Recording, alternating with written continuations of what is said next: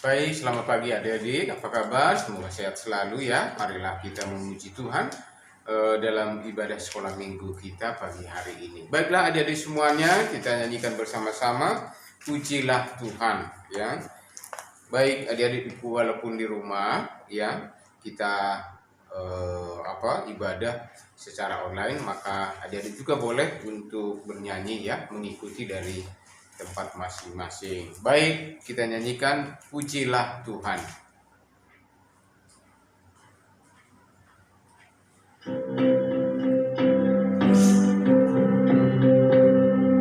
Pujilah Tuhan sebab besar cintanya, pujilah Tuhan sebab besar kuasanya, pujilah Tuhan Raja segala raja, mari kita puji Dia.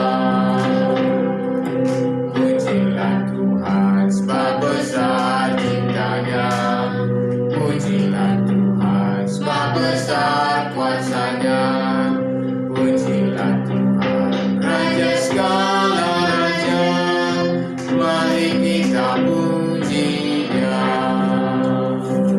Baik, kita berdoa. Bapa di surga, terima kasih untuk pagi hari ini. Tuhan memberkati kami dengan mengantar kami, mengumpulkan kami bersama-sama untuk mengikuti ibadah sekolah minggu. Terima kasih. Adik-adik juga boleh mengikuti sekolah minggu pagi ini. Berkatilah mereka di mana saja mereka berada. Berkati firman Tuhan, nyanyian pujian dan persembahan kami hari ini. Tuhan berkati juga untuk teman-teman yang sudah lama tidak bersama dengan kami. Tuhan juga memberkati mereka. Tuhan juga menambahkan anak-anak sekolah minggu untuk bersama-sama beribadah kepada Tuhan. Ampunilah dosa kami, di dalam Tuhan Yesus kami berdoa. Amin. Baik, kita nyanyikan lagi pujian kita, Karena Allah Cinta.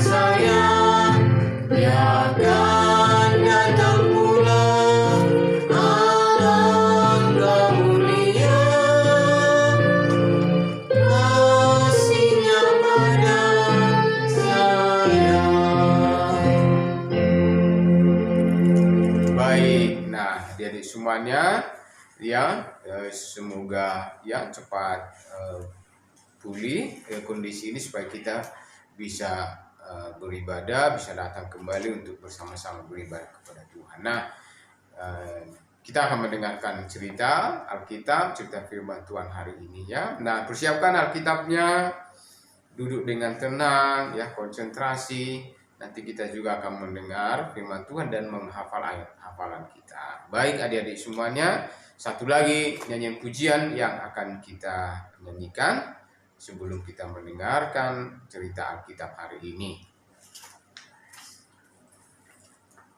Baik, Tuhan Yesus aku berjanji. Setelah ini kita akan mendengarkan cerita firman Tuhan ya.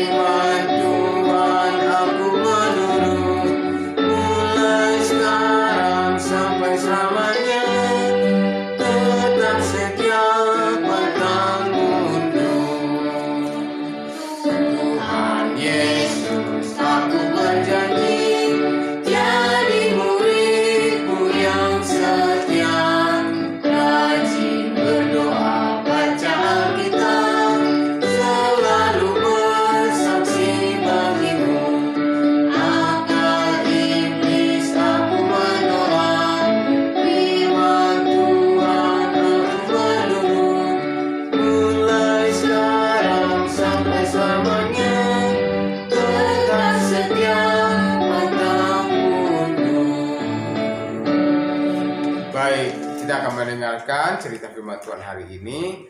Kami kita persilahkan Ibu Rosmaria akan menceritakannya. Baik, kami persilahkan.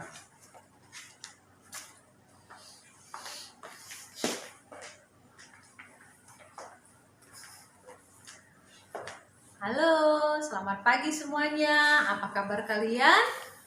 Nah, baik ya. Harapan dan doa kami semuanya, teman-teman, adik-adik, semuanya dalam keadaan baik dan sehat. Kita hari ini mau mendengarkan firman Tuhan. Siapkan hati dan Alkitab juga. Mari duduk dengan baik dan mendengarkan firman Tuhan dengan baik juga. Sebelumnya mari kita berdoa. Tangannya kita berdoa. Bapa di dalam surga, puji dan syukur kami ucapkan kepadamu karena besar kasih Tuhan bagi kami dalam setiap waktunya. Kami bersyukur Tuhan dalam kemurahan-Mu kami boleh beribadah lagi hari ini.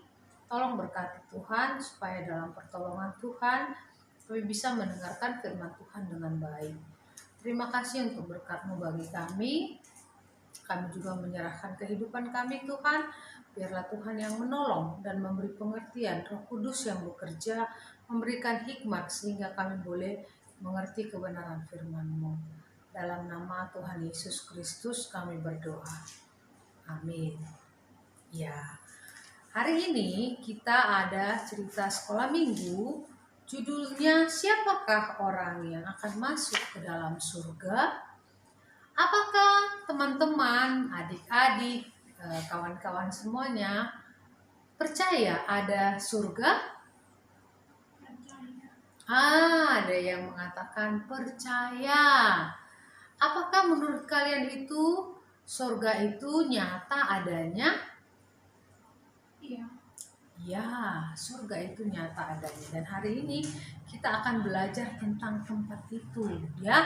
Bagaimanakah tempat itu dan siapakah orang-orang yang boleh masuk ke dalam tempat itu? Kita akan belajar. Mungkin sebagian ada yang pernah mendengar ya. Nah, ada seorang nabi yang namanya Yohanes, ya. Dia sudah tua. Dia sangat mengasihi firman Tuhan, hidup sesuai dengan kehendak Tuhan. Tetapi banyak orang tidak menyukai Yohanes. Bahkan mereka mempunyai rencana bagaimana menyingkirkan Yohanes. Nah, adik-adik, kemudian setelah suatu waktu Yohanes ini dibuang ke sebuah tempat yang sunyi.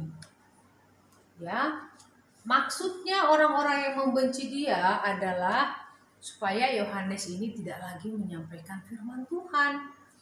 Tetapi Yohanes dibuang ke tempat yang sunyi atau dipenjarakan atau dipindahkan ke tempat yang sunyi itu adalah sesuai dengan kehendak Tuhan.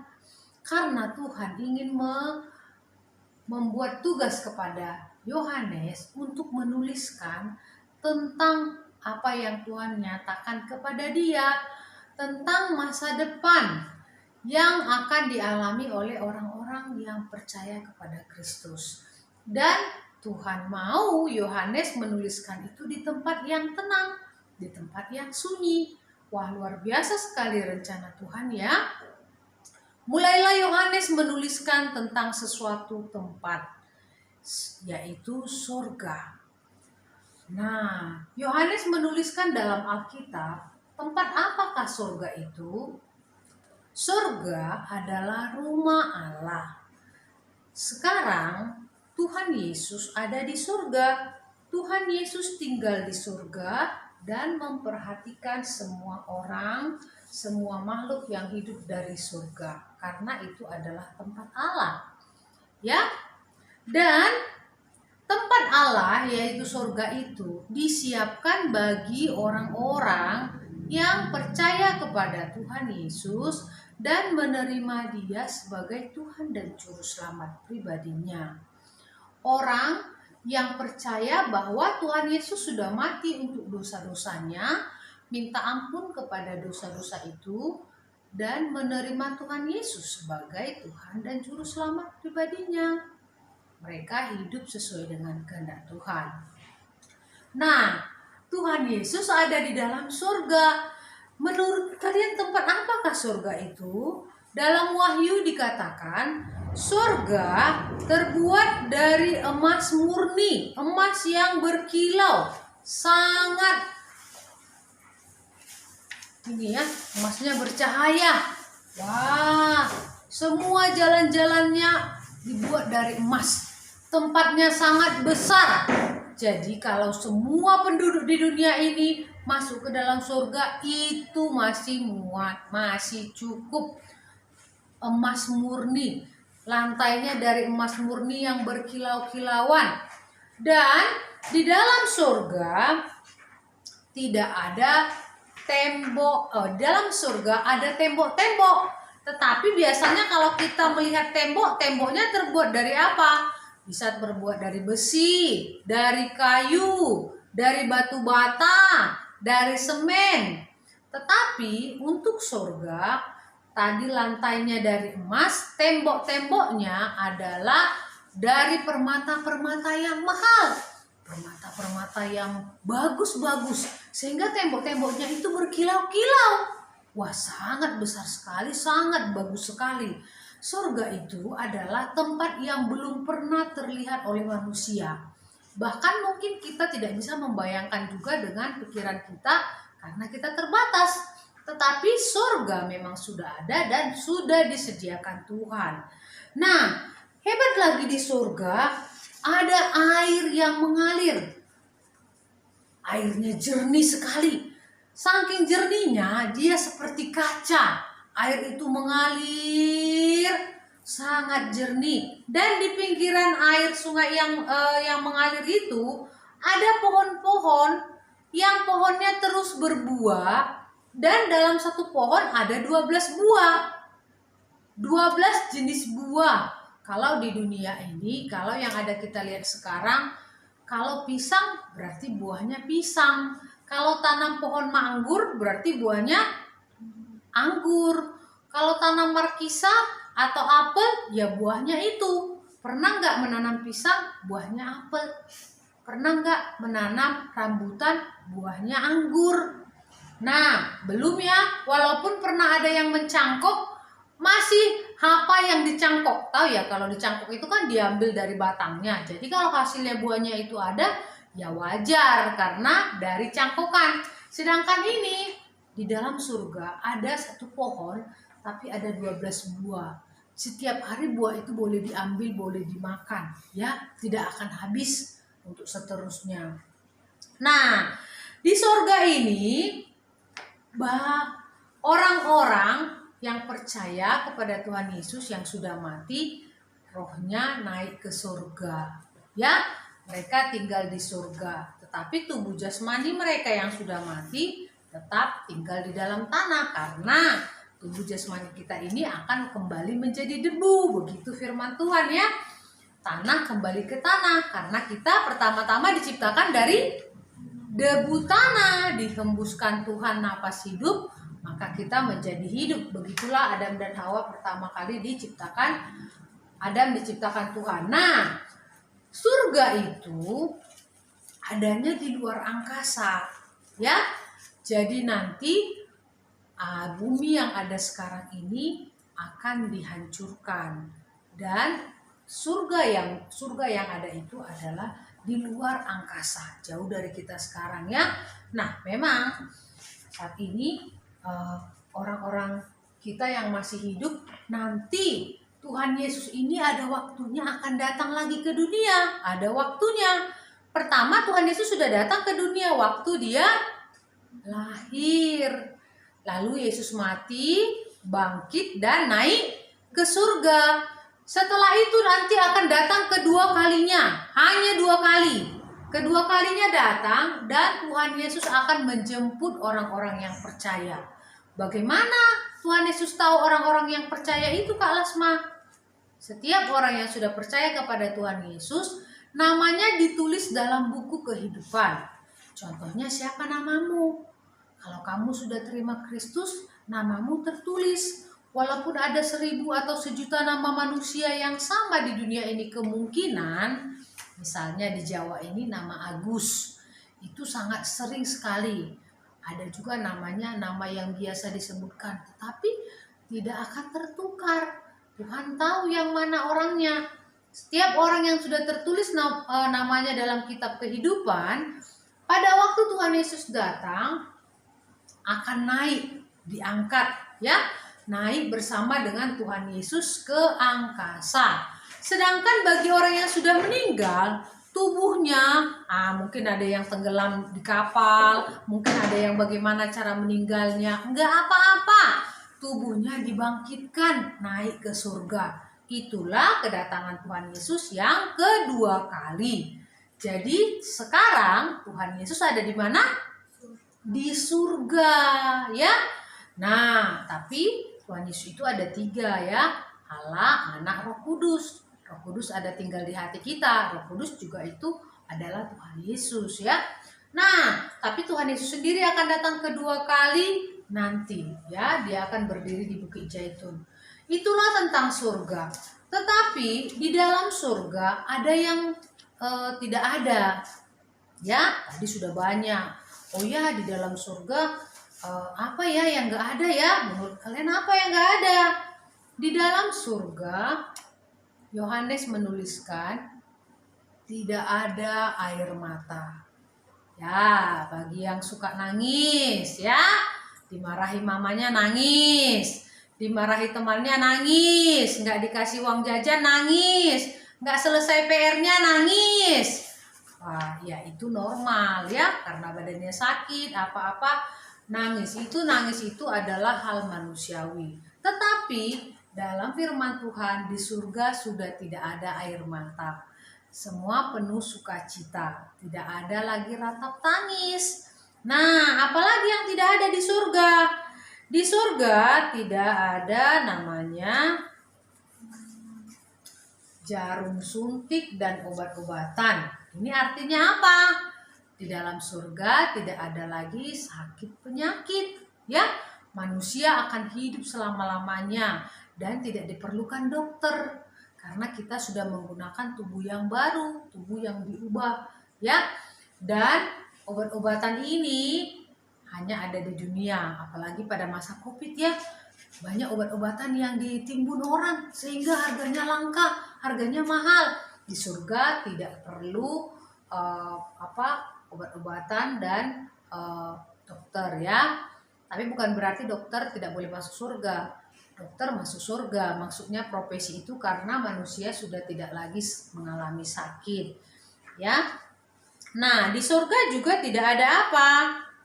Tidak ada kematian, ya. Sekarang juga kita mengalami sedihnya kehilangan teman-teman, keluarga, sahabat, saudara, ya. Kak Lasma punya teman yang orang tuanya meninggal sekali dua karena sakit. Ada yang meninggal karena COVID, ya sangat menyedihkan. Hatinya hancur, hatinya sedih, kehilangan yang besar. Namun di surga tidak ada lagi kematian karena manusia hidup selama-lamanya untuk melayani Tuhan, hidup dalam sukacita. Apalagi di surga tidak ada namanya malam, ya. Jadi kita tidak perlu istirahat. Juga tidak ada gelap karena Tuhan Yesus sendiri memancarkan terang. Jadi Tuhan sangat luar biasa, ya, menciptakan kepada kita apa alat-alat penerang di dunia? Matahari, bulan dan bintang.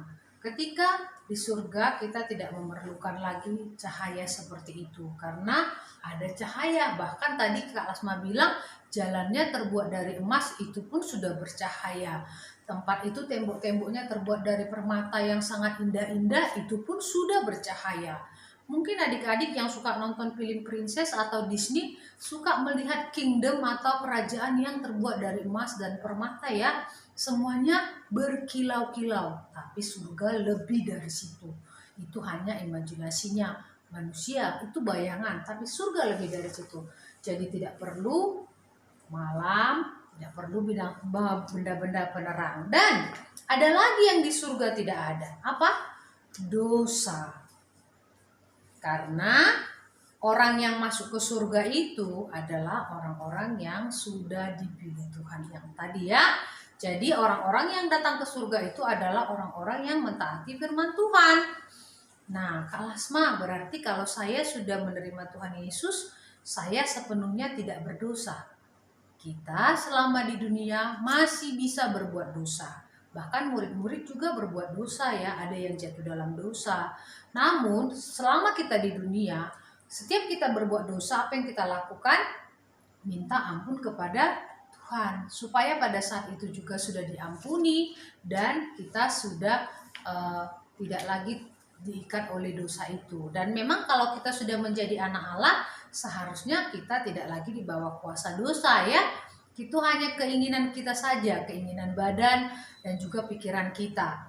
Nah, ketika kita sudah masuk ke dalam surga, sudah tidak ada lagi dosa ya. Jadi inilah hal-hal yang tidak ada di dalam surga. Dan kita tidak terikat lagi seperti di dunia ini, harus makan, harus minum, tidur malam ya, atau sakit, menderita, marah, atau kita juga apa? Sedih, kehilangan orang-orang yang dikasihi, memikirkan apa? Memikirkan masalah-masalah dunia. Tidak seperti itu lagi di surga. Nah, karena itulah surga itu memang ada dan nyata ya. Itu adalah faktanya. Terus siapa yang orang-orang boleh masuk surga? Nah, Yohanes mencatat Tuhan sudah menyiapkan surga adalah bagi orang-orang yang percaya kepadanya. Kak Lasma tadi bilang ya, orang-orang yang mengasihi Tuhan. Tidak ada pembatasan usia, mulai dari anak kecil, besar, ya orang tua, dewasa, semuanya boleh masuk ke surga. Tidak tergantung usia, tidak tergantung jenis kelamin juga. Orang-orang yang percaya terdahulu, roh mereka sudah diangkat Tuhan ke surga, ya, dan mereka sudah lebih dahulu di sana. Nah, kita yang masih ada di dunia sekarang ada waktunya. Apakah kita nanti sebelum Tuhan Yesus datang sudah meninggal? Tidak apa-apa. Kalau Tuhan memanggil kita, berarti kita duluan masuk ke surga. Tetapi kalau Tuhan Yesus datang dan waktu kedatangannya sudah sangat dekat, kita, orang-orang yang tinggal di bumi ini harus berjaga-jaga, harus terus menjaga diri kita, tetap mengikuti firman Tuhan. Adik-adik, walaupun kita kecil, walaupun kita lemah, tapi Tuhan sangat mengasihi kita. Karena Tuhan Yesus mau mati di kayu salib untuk kita, satu kali untuk selamanya. Caranya, apakah kalian kalau kalian mau masuk ke dalam surga, berdoa, minta ampun kepada Tuhan Yesus untuk semua dosa-dosamu. Dan pada hari ini juga, terima Tuhan Yesus sebagai Tuhan dan Juru Selamat pribadimu. Kalau kalian sudah terima Kristus, maka hiduplah sesuai dengan kehendak Tuhan. Hidup mengasihi Tuhan, membaca firman Tuhan, berdoa, ya, melakukan apa yang Tuhan perintahkan kepada kita. Nanti kita ada waktunya bertemu dengan Tuhan Yesus ya. Apakah pada waktu kita itu sudah meninggal atau kita masih hidup, tetapi kita bahagia karena Tuhan menyediakan tempat bagi kita yang terbaik, yaitu surga. Dan ayat hafalan kita mengatakan hari ini hanya ada satu jalan ya untuk bisa datang ke surga, yaitu melalui siapa? Apa jalannya? Ini ya, ini kuncinya ayat hafalan kita hari ini. Semuanya dituliskan oleh Yohanes. Ayat hafalan kita hari ini diambil dari Yohanes 14 ayat 6. Kata Yesus kepadanya, "Akulah jalan dan kebenaran dan hidup. Tidak ada seorang pun yang datang kepada Bapa kalau tidak melalui aku." Ya. Jadi tidak ada dua jalan ya adik-adik. Mungkin ke rumah Kak Lasma bisa banyak jalan. Ya, atau sekarang ada pesawat, bisa naik pesawat orang tiba di satu tempat. Ya, itu cara yang biasa. Tapi untuk datang kepada Bapa, datang ke surga, hanya ada satu jalan. Yohanes 14 ayat 6, kata Yesus kepadanya, "Akulah jalan dan kebenaran dan hidup. Tidak ada seorang pun yang datang kepada Bapa kalau tidak melalui aku. Kata aku di sini adalah kepada Tuhan Yesus ya. Memang Tuhan Yesuslah jadi jembatan untuk kita ya. Karena dia yang mati di kayu salib, dia menjadi jembatan supaya kita datang kepada Bapa. Demikianlah ayat hafalan kita dan firman Tuhan hari ini. Mari kita berdoa. Bapa di surga, puji dan syukur kami ucapkan kepadamu Tuhan, karena kasih-Mu yang besar bagi kami. Tuhan sudah mati di kayu salib untuk semua dosa-dosa kami. Dan kami mau Tuhan menghargai, mengasihi, dan juga sungguh-sungguh hidup sesuai dengan kehendak-Mu. Dan kami memohon kepada Tuhan agar Engkau memberikan kami kekuatan juga menolong kami Tuhan. Kami mau tetap setia kepada Tuhan. Di masa pandemi banyak juga tantangan yang kami hadapi. Tuhan tolong, adik-adik kami masih belajar dari online dan mereka juga mungkin ada yang sudah merasa bosan. Namun kami berdoa, hiburkanlah. Kami juga berdoa untuk yang sakit. Kami berdoa untuk yang sedang merasa lemah, yang punya banyak masalah. Tuhan yang menolong, berikanlah jalan keluar. Kami tetap berpengharapan kepadamu karena Tuhan memberikan jalan keluar kepada masalah-masalah kami itu. Berkati adik-adik semua, berikan masa depan yang terbaik. Saudara-saudara, teman-teman kami, dimanapun berada, Tuhan memberkati mereka. Berikanlah berkat-berkat-Mu Tuhan, kesehatan, kekuatan. Lindungi kami dari COVID supaya kami tetap sehat dan kuat. Berdoa buat teman-teman atau saudara yang ada yang kehilangan keluarga karena COVID atau yang sedang terbaring di rumah sakit, tolong berikan kesembuhan Tuhan. Walaupun kami tidak tahu namanya, tapi kami berdoa. Berkati seluruh negara, berkati presiden-presiden, supaya mereka memikirkan cara bagaimana mereka juga mengatasi masalah COVID. Juga dari Indonesia supaya COVID segera berlalu dan kami rindu bisa beribadah memuji Tuhan lagi. Terima kasih Tuhan. Berkatilah adik-adik sekolah minggu kami. Kami berdoa buat Arusido Alwani, berdoa buat Sigo dan Yuka Moroka, berdoa buat Stella dan Stephen, berdoa buat Joani, berdoa buat Kay dan Jeremy Dili di Jakarta, berdoa buat Alberto Simatupang, berdoa juga buat Yukiko di Semarang, Mima di Semarang, berdoa buat Ibu Kuniko Yamamoto di Jepang, Ibu Tamura di Jepang, dan semua teman-teman kami Tuhan yang kami tidak sebutkan. Turunlah berkat-Mu bagi mereka, berkati kehidupan mereka. Terima kasih, biarlah firman Tuhan yang Engkau materaikan sehingga banyak orang yang membuka hati menerima Tuhan Yesus sebagai Tuhan dan Juru Selamat mereka. Dan bagi yang sudah terima Kristus, boleh semakin kuat dan hidup berkenan di hadapan-Mu. Dalam nama Tuhan Yesus kami berdoa. Amin. Kami serahkan. Thank you. Baik, demikian ya adik-adik semuanya firman Tuhan yang sudah kita dengarkan ya.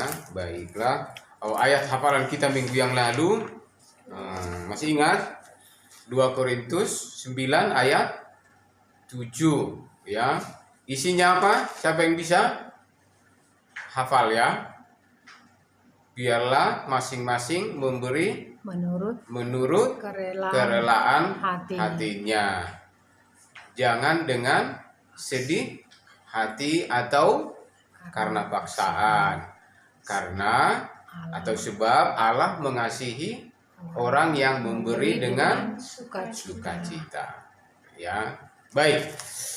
Kita akan nyanyikan pujian kita kepada Tuhan. Berdoalah ya, semua bernyanyi. Setelah ini kita akan mengakhiri ibadah kita. Berdoalah.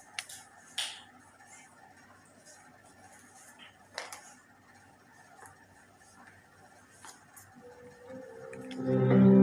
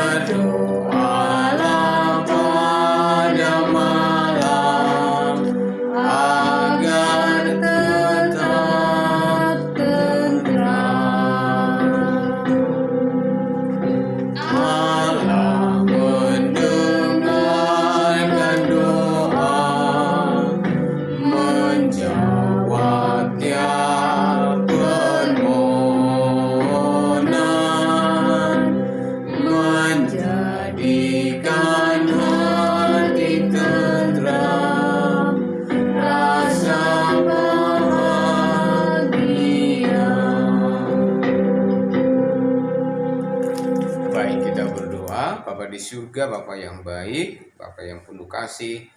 Terima kasih Tuhan sudah menolong kami, menyertai kami dari awal sampai akhir selesai ibadah hari ini.